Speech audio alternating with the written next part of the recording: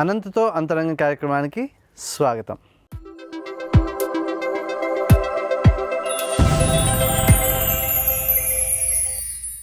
శ్రీ తమ్మారెడ్డి భరద్వాజ గారి యొక్క అంతరంగంలోని మరికొన్ని విషయాలను ఈ భాగంలో చూద్దాం. సినిమా ఇండస్ట్రీలో కూడా చాలా మార్పులు వస్తాయి. మనం మారిపోవట్లేదా? శిక్షణ అనే కోణంలో సినిమా యొక్క పాత్ర కూడా ఉంది కాబట్టి అటువైపు ఏం జరిగిందో మనకు తెలియదు. వాళ్ళు ఏదైనా ఒక తప్పు చేయాలంటే భయపడేలాగా పరిశ్రమ అంటే అనేది పరిశ్రమ కాదండి. భారతీయమైన గుర్తింపు గౌరవము దెబ్బతినకుండా ఉండే చర్యలు చేపట్టడానికి మారిపోయిన సమాజంలో ప్రభుత్వం తీసుకోలేదు, మనము తీసుకోలేము. ఈ మార్పులలో సినిమా ఇండస్ట్రీలో కూడా చాలా మార్పులు వస్తున్నాయి. మన టెక్నాలజీ పరంగా కావచ్చు, లేకపోతే ఒక హీరోని ఎలివేట్ చేయడం విషయంలో కావచ్చు, ఇలా చాలా మార్పులు వస్తున్నాయి. దీనిలో కొంత నెగిటివ్ ఆస్పెక్ట్స్ కూడా చూపించడం అనేది జరుగుతున్న సందర్భాలు చాలా ఉంటున్నాయి. ఇటువంటి విషయాల్లో మీ అభిప్రాయం ఏమిటి? అభిప్రాయం లేదండి. మారుతున్న సమాజంతో మారిపోతూ ఉంటాయి సినిమాలు కానీ మనుషులను కానీ. మనం మారిపోవట్లేదా?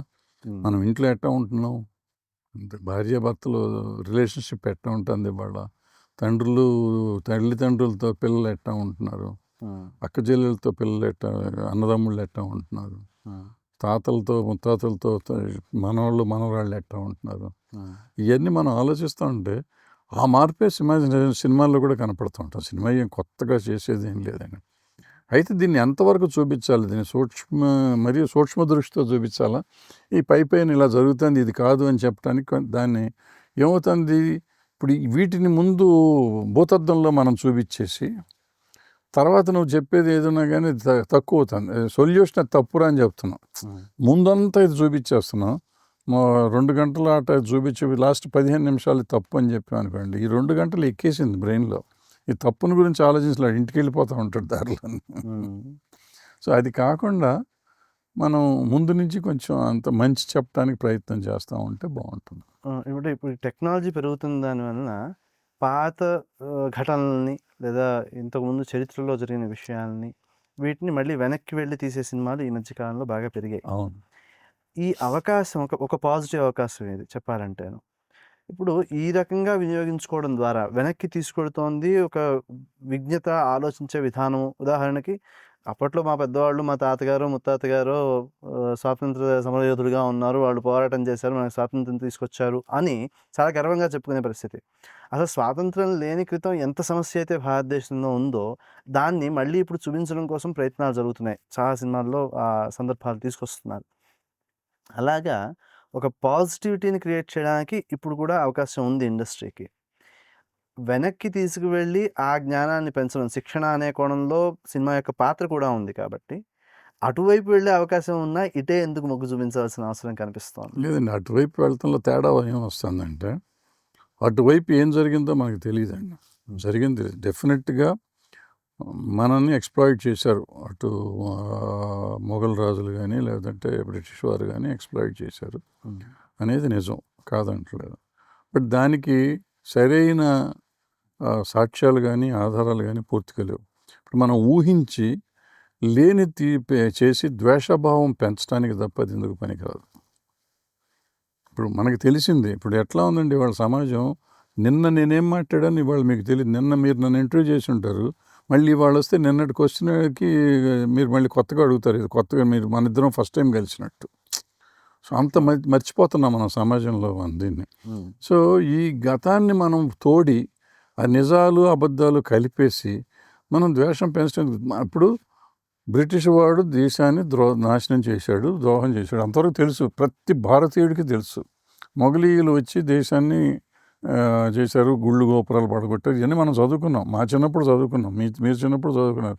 ఇవాళ కొత్తగా దాని గురించి మళ్ళీ చెప్పేదేంటి, ఏం చెప్తాం?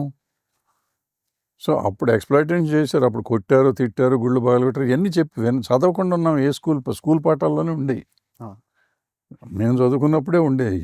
చరిత్రలో ఏవైతే లోపాలు ఉన్నాయో ఆ లోపాలనే మనకి పాఠ్యాంశాల్లో కూడా పెట్టేయడం అయిపోయింది. నేర్చేసుకున్నాం. దాన్ని ఇప్పుడు దాన్ని కోడి కేకలు పీకినట్టు పీకి దాన్ని ఇలా చేసి ఉంటుంది, అలా చేశారు, ఇలా చేశాను కొంచెం ఎక్కువ ఎగ్జాజరేట్ చేసి చెప్పడం వల్ల మనకు వచ్చేది ద్వేషం పెరగటం తప్ప ఏమీ రాదు. ఇవాళ మనం ఏం చేయాలి, ఇవాళ ఒక 1000 సంవత్సరాల చరిత్రలో వాళ్ళు క్రిస్టియన్స్ కానీ ముస్లిమ్స్ కానీ వచ్చేసారు. మనం హిందువులంతా ఉన్నాం. మనం ఏం చేస్తే బాగుంటుంది అనేది మనం చెప్పాలి ఇవాళ. అంతే తప్ప ఔరంగజేబు చేశాడు కాబట్టి తురకవాడినల్లా కొట్టండి నరకండి అంటే ఇది ఏమర్థం? సంబంధం లేదు కదా. ఎవడెవడు చేశాడు, ఔరంగజేబు చేశాడా చేయలేదా కూడా ఎవడికి తెలియదు. ఔరంగజేబును కూడా వాళ్ళ కొడుకు తీసుకెళ్ళి లోపల పడేసి ఆడు తిండి లేక చచ్చిపోయాడని ఒక చరిత్ర ఉంది. సో వాడు ఇప్పుడు మన మన పురాణాల ప్రకారం పాపం చేసిన వాడు శిక్షించబడతాడు. కొడుకే శిక్షించాడు వాడిని, అయిపోయింది. వాడు శిక్ష పొందాడు. మన హైందవ ధర్మం ప్రకారం కూడా వాడు శిక్ష పొందేశాడు. ఇంక వాడిని గురించి ఇప్పుడు ఎందుకు మాట్లాడాలి మనం? అవసరం లేదు. ఆ రోజు అయిపోయింది. అందుకని వాళ్ళు వెళ్ళిపోయారు. మొగలాయిలు వెళ్ళిపోయినాక బ్రిటిష్ వాళ్ళు వెళ్ళిపోయినాక మనాళ్ళు వచ్చారు. ఇప్పుడు మనాళ్ళు మన పట్టుకు పీడిస్తున్నారే. ఇప్పుడు మనం వాళ్ళని గుర్తు చేసి వాళ్ళ సంగతి చెప్తూ వీళ్ళని తప్పిస్తున్నాం. బేసిక్గా అర్థం చేసుకోవచ్చు. మీరు అడిగిన దానికి సమస్యకి పరిష్కారం అది నాకు అక్కర్లేదు, అది నాకు తెలుసు. ఎంతో తెలుసు నాకు. ఇప్పుడు నన్ను మోసం చేసి, నన్ను ద్రోహం చేసి, నన్ను సమాజంలో పనికి రాకుండా చేస్తున్న వాళ్ళని గురించి మనం చెప్తా ఉంటే వీడు సంఘటితం అవటానికి, లేకపోతే ఈ మనుషులంతా ఒక రకంగా మారటానికి ప్రేరేపణ కలిగించేటట్టు మనం చేయాలి. అంతేగాని గతాన్ని గురించి చెప్పుకుంటూ కాదు. ఇవాళ ప్రజెంట్ ఫ్యూచర్ని గురించి మాట్లాడాలి. ఎందుకంటే రోజుకి పరిస్థితులు మారుతున్నాయి. సో అందుకని ఫ్యూచర్లో నువ్వు ప్రయోజకుడిగా తయారుగా అని చెప్పే పరిస్థితిలో మనం ఉండాలి. కానీ గతం ఇట్లా జరిగింది అని చెప్పుకుంటా ఉంటే అది తప్పు, కరెక్ట్ కాదు. ఇప్పుడు సహజంగా ఒక వ్యక్తి తప్పు చేశారు. మనం స్టార్టింగ్లో మనం మాట్లాడుకున్న విషయంలో ఒక వ్యక్తి తప్పు చేశాడు అంటే ఆ వ్యక్తి మంచి చెప్పినా తర్వాత వినడానికి సిద్ధపడకుండా ఉంది సమాజం. ఇటువంటి స్థితిలో ఇండస్ట్రీని ఒక ఫేస్ కింద చూస్తూ ఉన్నప్పుడు ఇండస్ట్రీ ఎటువంటి చర్యలు తీసుకుంటుంది, ఎటువంటి కండిషన్స్ తీసుకొస్తుంది? ఎందుకంటే చిన్న స్థాయి నుంచి పెద్ద స్థాయి వరకు నటులు కావచ్చు, డైరెక్టర్లు కావచ్చు, ఇండస్ట్రీతో అసోసియేట్ అయిన వాళ్ళు ఎవరైతే ఉన్నారో వాళ్ళు ఏదైనా ఒక తప్పు చేయాలంటే భయపడేలాగా ఒక రెగ్యులేషన్ కావాలి. దానికి ఇండస్ట్రీ పరంగా ఎటువంటి చర్యలు చేపడుతున్నాయని మీ అభిప్రాయం? అంటే చర్యలు చేపడతామంటే మా బేసిక్గా ఇందాక చెప్పినట్టు కమిటీలు పెట్టాము. ఇక్కడే కదా అన్ని పరిశ్రమలో పెట్టారు. ఏం చేస్తారు ఏం చేయరు అని ఇందాక చెప్పినట్టే. ఇప్పుడంటే ఇది ఇండస్ట్రీ అని పేరు కంటే పరిశ్రమ అంటాం కదా, ఇది పరిశ్రమ కాదండి, ఒక ఇండివిజువల్స్ లైఫ్ అండి ఇది. ఎందుకంటే నేను ఇవాళ సినిమా తీశానండి, నేను 3 నెలలు 4 నెలలు మిమ్మల్ని ఎంప్లాయ్ చేస్తాను. ఆ సినిమాలో మీరు పని చేస్తా అంటే తర్వాత మీరు మళ్ళీ ఇంకోళ్ళ దగ్గరికి వెళ్ళిపోతారు. సో ఇవాళ నా దగ్గర పని చేసినంత వరకు మీరు తప్పు చేస్తే మిమ్మల్ని నేను శిక్షించగలను. కానీ నా శిక్ష సంగతి అయిపోయి నాకు 6 నెలల తర్వాత నేనెవరో మీరెవరో, మీరు ఇంకోళ్ళ దగ్గరికి వెళ్తారు. దాని మీద ఎవరు ఇండస్ట్రీ అంటే ఇంకెవరు, ఇండస్ట్రీలో ఎవరు చేస్తే అవుతుంది, ఎవరు చేయలేరు. అంటే ఎవళ్ళ కాళ్ళు ఇండివిజువల్సేనండి. మీరు చాలా టెక్నికల్గా గొప్పవారు, లేకపోతే మీకు చాలా పెద్ద గొప్ప నటులు ఏదో అయ్యి ఉంటారు. మీరు తప్పు చేశారు, నేను ఏదో చేద్దాం అనుకున్నా, నా అవసరానికి నేను మిమ్మల్ని ఏమీ చేయలేను. రేపు తర్వాత వాడు కూడా అదే పరిస్థితిలో ఉంటాడు. సో ఇక్కడ అవసరం అండి మనిషికి. ఇందాక మొదట్లో మనం మాట్లాడినప్పుడు మన అవసరం కోసం మనం మారుతున్నాం మనుషులు. అవసరం ఉన్నంతకాలం తప్పుల్ని అరికట్టడం చేయలేం. అందుకే వాళ్ళ రాజ్యాంగం ఉంది, చట్టం ఉంది. మరి ఎందుకు రేపులు జరుగుతున్నాయి, ఎందుకు దొంగతనాలు జరుగుతున్నాయి, ఎందుకు మర్డర్లు జరుగుతున్నాయి? చట్టాలు లేవా? ఎందుకు ఆగుతలేదు? వీళ్ళ ఇండస్ట్రీలో ఏదో పెట్టమంటున్నారు, మీరు ఇండస్ట్రీలో పెడితే ఆగుతాయా? దేశంలోనే ఆగట్లేదు. ఇంత ప్రభుత్వాలు ఉండి, రాజ్యాంగం ఉండి, పోలీసు ఉండి, ఇంత వ్యవస్థ ఉంటే మనం ఏం కంట్రోల్ చేయగలుగుతున్నాం? ఈ సినిమా ఇండస్ట్రీకి ఒక పరిశ్రమే కాదు అది. అంటే ఒక కంట్రోల్ ఉండే పరిశ్రమ కాదు. ఒక ఇండివిజువల్ ఎవరు జరిగి వచ్చిపోయేవాడు. ఇండస్ట్రీస్ కూడా అన్నీ కలిపి ఒక ఇండస్ట్రీ అంటే పరిశ్రమ అంటాం. బట్ అందరూ కలిపి చేస్తాను, ఎందుకంటే అందరూ employees, permanent employees, temporary employees ఉంటారు. వాళ్ళ మీద మనం యాక్షన్ తీసుకోవచ్చు. ఇక్కడ ఎవరు పర్మనెంట్ కాదు, ఎవరు టెంపరీ కాదు. ఎవరి మీద తీసుకుంటాం? అది కూడా వాళ్ళ మీద తీసుకుంటే ఇందాక నేను చెప్పిన ఎగ్జాంపుల్స్ ఉన్నాయి. నన్ను సెట్ చేస్తాను, నువ్వెవడో, నువ్వే తప్పుడోడు అనే పరిస్థితిలో ఉంటారు. సో ఇట్లాంటి రకరకాలు ఉన్నాయి, విచ్ ఇస్ నాట్ పాసిబుల్ అని నేను చేస్తానికి ప్రయత్నాలు చేస్తున్నాం, చట్టాలు పెడుతున్నాం, మేము కూడా పెడుతున్నాం. వాటిని ఆచరించడం చాలా కష్టం. దేశంలో ఎంత కష్టమో ఇక్కడ కూడా అంతే కష్టం.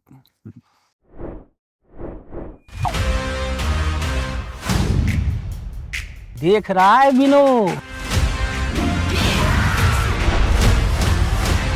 मुझे ये चाहिए सिद्धप्पा जी। ले लो। ठीक है, ले लेते हैं। किसी और में कोई आपत्ति? बहुत बढ़िया।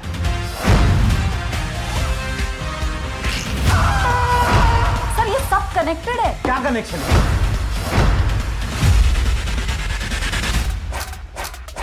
निशाना लगाया तो शिकार पक्का।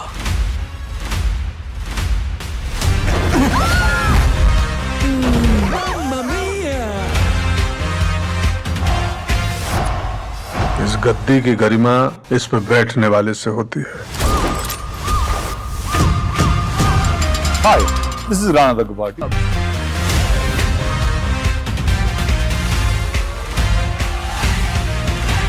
दिल खुश कर दिया यार विकास। ఒక మంచి సమాజానికి ఒక మంచి మెసేజ్ ఇవ్వాలి, లేదా ఒక చరిత్రను చాలా విశేషంగా చూపించాలి, ఒక కథని బాగా విశేషంగా చూపించాలి అని తీసే సినిమాల్లో ఫ్యామిలీ అందరూ కూడా కలిసి రావచ్చు, మొత్తం సినిమా ఓవరాల్గా చూసుకుంటే రావచ్చు అనిపిస్తుంది. కానీ దానిలో కొంత కమర్షియల్ ఆస్పెక్ట్ కోసం అని చెప్పి కొన్ని పాటలు విశేషంగా చిత్రీకరించడము అనేది కనిపిస్తోంది. ఇటువంటి చిత్రీకరణ కొంచెం పంధా దాటి, సినిమా పంధాన్ని కూడా దాటి కనిపిస్తున్నాయి ప్రస్తుత కాలంలో. దాని విషయంలో ఎటువంటి మార్పు అవసరం అని మీరు అనుకుంటున్నారు? ఈ మార్పు ఏం లేదండి. ఇప్పుడు జనం సినిమాకి రావట్లేదు. సో నేను సినిమా తీసే డబ్బులు పెట్టి తీస్తున్నప్పుడు అందులో వ్యాపారం అయిపోయింది. ఇంతకుముందు ప్యాషన్తో తీసేవాళ్ళు సినిమా, ఇవాళ అది లేదు. వాళ్ళు కేవలం డబ్బు కోసం తీస్తున్నారు తీసేవాళ్ళు కూడా. ప్రొడ్యూసర్లు సెట్లోకి రారు, ఎవరు వస్తారో తెలియదు, ఏం జరుగుతుందో తెలియదు, ఆ సినిమా వ్యాపారం చేసుకోవటం తప్ప వాళ్ళకి ఏం తెలియదు. సో ఇటువంటి వాళ్ళ దగ్గర మరి మీరు ఏదో ఎక్స్పెక్ట్ చేయటం తప్పు, అది జరిగే పని కాదు. సో ఇట్లాగే ఉంటుంది అది. It goes on. సినిమా వ్యాపారం అయినంతకాలం ఇట్లాగే ఉంటుంది. సినిమా ప్యాషన్తో అంటే మీరు చెప్పిన దృక్పథాలు పదాలు ఇవన్నీ ఆ పెద్ద పదాలు అయిపోతాయి వాళ్ళకి. ఈ సినిమా రంగంలో నటించడానికి చాలామంది ఆసక్తి చూపించే వాళ్ళు ఉంటారు. ఈ ఆసక్తి చూపించే వాళ్ళలో ఇప్పుడు మనం ఏదైతే సందర్భం మాట్లాడుకున్నామో అటువంటి సందర్భాలని చూసి వెనక్కి వెళ్ళిపోయే వాళ్ళు ఉంటారు. అటువంటి సందర్భాలు లేకుండా అవకాశం రాదా అనే ప్రశ్న వచ్చినప్పుడు తెలుగు వాళ్ళు, అందులో ముఖ్యంగా హీరోయిన్గా చేద్దాం అనుకున్నా లేదా ఇతర పాత్రలు చేద్దాం అనుకున్నా, ఇటువంటి వాటిని చూసి నైపుణ్యం ఉన్నవాళ్ళు కూడా వెనక్కి వెళ్ళిపోయే పరిస్థితి వస్తుంది. అటువంటి నైపుణ్యాన్ని వినియోగించుకోలేని స్థితిలో ఇండస్ట్రీ ఉందని ఆరోపణ వస్తే దానికి మీరు ఏ రకమైన? అదేం లేదండి, వస్తుంది. అందరూ ఏమండి, టాలెంట్ ఉన్నవాళ్ళు వాళ్ళకి వాళ్ళ పనిలో ప్రావీణ్యం ఉంటే, వాళ్ళు నిష్ణాతులైతే వాళ్ళని ఎవరు ఆపలేరండి. సో వచ్చేటప్పుడు వచ్చేస్తారు, వాళ్ళు ఏం చేసినా వస్తారు. అంటే ముఖ్యంగా హీరోయిన్లుగా వద్దాం అనుకున్న వాళ్ళ విషయంలో వస్తారు. ఎందుకు రారు? వాళ్ళ నైపుణ్యం ఉండాలి. కేవలం అందంగా ఉన్నా నాకెందుకు ఎవరు అంటే కాదు, అందంగా ఉంటే నువ్వు యాక్టింగ్ కూడా చేయగలవా, చేసి ఇప్పుడు ఈ చెప్పిన తిమింగలాలని అడ్డుకోగలవా? అడ్డుకోవాలండి. కేవలం ఆలోచన ఉండాలి, ధైర్యం ఉండాలి. ఎవడరా నువ్వు అనగలగాలి. మనకి టాలెంట్ ఉంటేనండి ఎవడరా నువ్వు అన్నాడు పెట్టుకుంటాడు, తప్పదు. ఎందుకంటే ఈ టాలెంట్ లేకపోతే వాడి బతుకులేదు. సో చచ్చినట్టు పెట్టుకుంటారు. సో అందుకని ఆ ధైర్యం ఉండాలండి.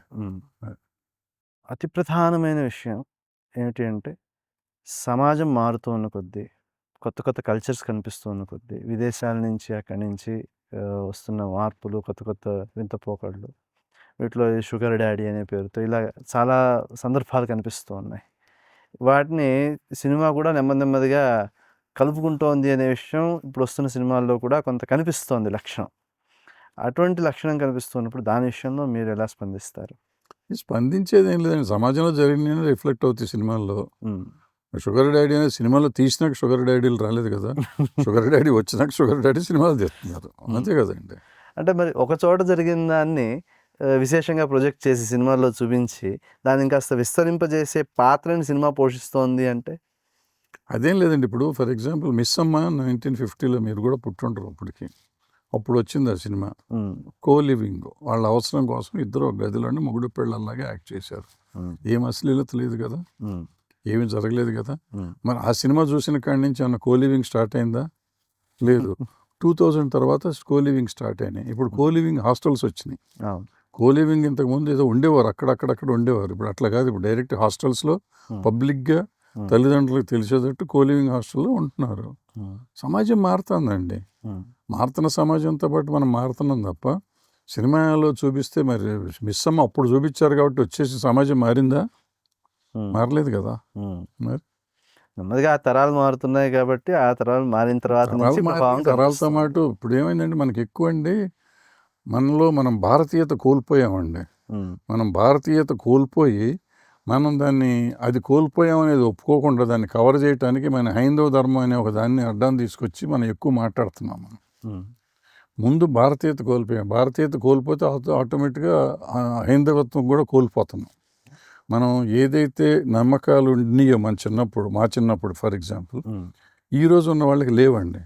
బట్ అది నోటితో పైకి మాట్లాడదాం, పెదవితో మాట్లాడదాం కదా, గుండెలోంచి రావాలి, నాభిలోంచి రావాలి మాట్లాడే నిజాలు. ఉమ్, నిజాలు చెప్పమనండి. నిజం మనం అన్నిటినీ మనం పాటిస్తూ ఉంటే మీరు చెప్పిన ఈ అరాచకాలు లేవు అసలు. ఉమ్, ఏ ధర్మం అయినా, హిందూ ధర్మం అనుకోండి, క్రైస్తవ ధర్మం అనుకోండి, ముస్లిం ధర్మం అనుకోండి, మీరు ధర్మాన్ని ఆ మత ధర్మాన్ని మనం పాటిస్తే ఈ తప్పు అనేది ఎక్కడా లేదు, ఉండదు. ఉమ్, రాముడు ఏకపత్ని వ్రతుడు పత్ని అన్నాడు. ఇప్పుడు ఎవరండి ఏకపత్ని వ్రతులు? ఏకపత్ని వ్రతుడు అంటే రెండో పెళ్లి చేసుకున్నవాడే కాదు, రెండో అమ్మాయిని చూసి నాకు ఈ అమ్మాయి దొరికితే బాగుండని మానసికంగా అనుకున్నవాడు కూడా దుష్టుడే అయిపోయాడు. ఉమ్, వాడు నాశనం అయిపోయినట్టే కదా. ఉమ్, అది కాకుండా రిలేషన్షిప్ పెట్టుకున్నాడు, వేరే అమ్మాయిలతో పెట్టుకున్నాడు. ఈ లేని వాళ్ళు ఎవరిని ఉన్నారా? ఉమ్, మరి ధర్మాన్ని గురించి నువ్వు ఎక్కడ మాట్లాడుతున్నావు? ఉమ్, సో ఇప్పుడు దీన్నన్నిటిని ఆపడానికి ప్రయత్నం చేయకుండా మనం వీటిని కవర్ చేసుకుంటానికి మనం ఇంకోటి ఏదో మాట్లాడుతున్నాం. ఆ, సో వీళ్ళందరూ అన్ని మతాలలోనూ ఇది జరిగిపోతుందండి. ఉమ్. సో దీంట్లో సమాజం మారిపోతుంది. భారతీయమైన సంప్రదాయాన్ని ఇప్పుడు ఉదాహరణకి ఐశ్వర్య తీసుకుంటే ఒక సభకి విదేశాలకు వెళ్ళినప్పుడు భారతదేశాన్ని రిప్రజెంట్ చేస్తున్నారు కాబట్టి ఆవిడ తెలుగు సంప్రదాయాన్ని, భారతీయ సంప్రదాయాన్ని అనుసరించి డ్రెస్ అయి వెళ్ళారు అని చెప్పి చాలా ప్రశంస వచ్చింది. అలాగే భారతదేశానికంటూ ఒక వాల్యూ ఉంది మిగతా ప్రపంచ దేశాల్లో.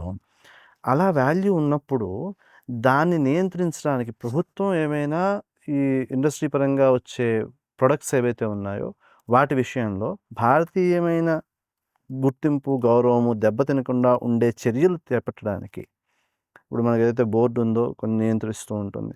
అలాగా అటువంటి చర్యలు ఏమైనా తీసుకుంటే బాగుంటుంది అని మీరు ఏమైనా అనుకుంటున్నారా? చర్యలు తీసుకోలేమండి. వాళ్ళ సమాజం మారిపోయిన సమాజంలో ప్రభుత్వం తీసుకోలేదు, మనము తీసుకోలేమండి.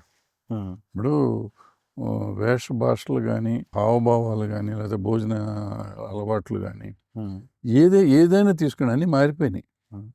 మనకున్న ప్రతిదీ మారిపోయింది. అలవాట్లు కానీ, ఆచారాలు కానీ మారిపోయినాయి.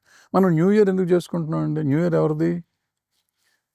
అసలు సంబంధం లేదు ఎవరికి. మరి ఎందుకు న్యూ ఇయర్ జరిగినంత ఖర్చు కానీ ఈ దేశంలో న్యూ ఇయర్కి జరిగిన సెలబ్రేషన్స్ కానీ ఇంకే పండగ కన్నా తీసుకోండి. ఇంకో దీపావళి ఇప్పుడు కొంచెం హడావిడి చేసి వినాయక చవితి చేస్తున్నారు. అంతకుముందు న్యూ ఇయర్కి జరిగినంత హడావిడి ఎక్కడ ఉంది? ఇప్పటికి జరుగుతుంది. ఇప్పటికి జనం చచ్చిపోతున్నారు. న్యూ ఇయర్ ఏంటి? నువ్వు తాగి తందనాలు ఆడటం ఏంటి? తిరగటం ఏంటి? గోలేంటి? దేనికోసం సెలబ్రేట్ చేస్తున్నావు? ఉగాదిని ఎందుకు సెలబ్రేట్ చేయట్లను? ఉగాదికి అసలు ఏమైనా సంబరాలు ఉంటున్నాయా? ఎందుకు చేయట్లా? మనకు ఉగాది ఉన్నట్టు అన్ని రాష్ట్రాల్లోనూ వాళ్ళ న్యూ ఇయర్ ఉంది కదా, చేయొచ్చు కదా. చేస్తున్నారా? ఊరికే టీవీలో ఆ రోజు ఏదేసి తోరణాలు కట్టేసి వాళ్ళు వేస్తా అంటే మనం చూసి కొడతాం. మన ముస్లింలు ఎవరిని ఉంటే కొంచెం వంటలు చేసి పెడుతున్నారు, లేకపోతే అది కూడా లేదు. ప్రభుత్వం కొన్ని కార్యకలాపాలు, సాంస్కృతిక కార్యక్రమాల పేరుతో కొన్ని ఏదో చేస్తే ఎవరైనా చేస్తే మనకు టైం ఉంటే వెళ్తున్నాం, లేకపోతే మన పనులు మనం చేసుకుంటున్నాం. సాంస్కృతిక కార్యక్రమాలు అంటే ఇప్పుడు ఏమైందంటే, ఫర్ ఎగ్జాంపుల్ వినాయక చవితి అనుకున్నాం కాసేపు. వినాయక చవితి పెడితే వినాయకుడి గురించిన పాటలు, వినాయకుడిని గురించినది కావాలి. అక్కడ రికార్డింగ్ డ్యాన్స్ పెడుతున్నారు. అవును, ఎందుకు? జనం రావాలని. మరి ఎక్కడ మన సంస్కృతి? మనం దేన్ని కాపాడుతున్నాం? ఏం చెప్పదలుచుకున్నాం ప్రజలకు? మనం దేనికోసం చేస్తున్నాం?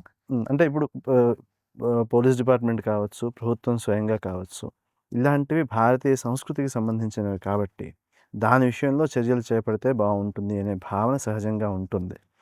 ఆ విషయంలో మీరు ఎలా అనుకుంటున్నారు? బాగుంటుందని నేను కోరుకుంటానండి. బట్ ప్రాక్టికల్గా అది సమస్యలతో కూడిన విషయం, చేయలేం.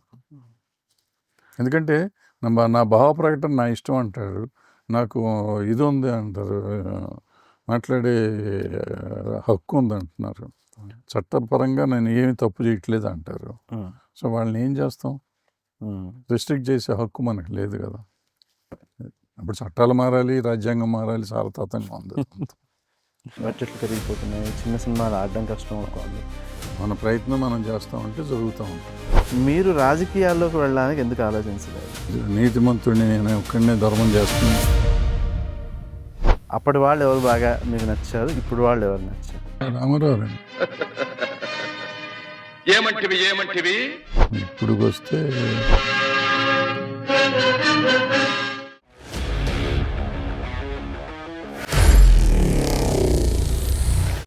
Honor Signatus, the biggest gated community in the heart of the city. Spacious 3, 3.5 and 4 BHK apartments at Kukatpalli, High-Tech City. 27.5 acres, 18 towers, G+25 floors, 1695 to 3815 square feet unit sizes. For more details, search for Honor Signatus.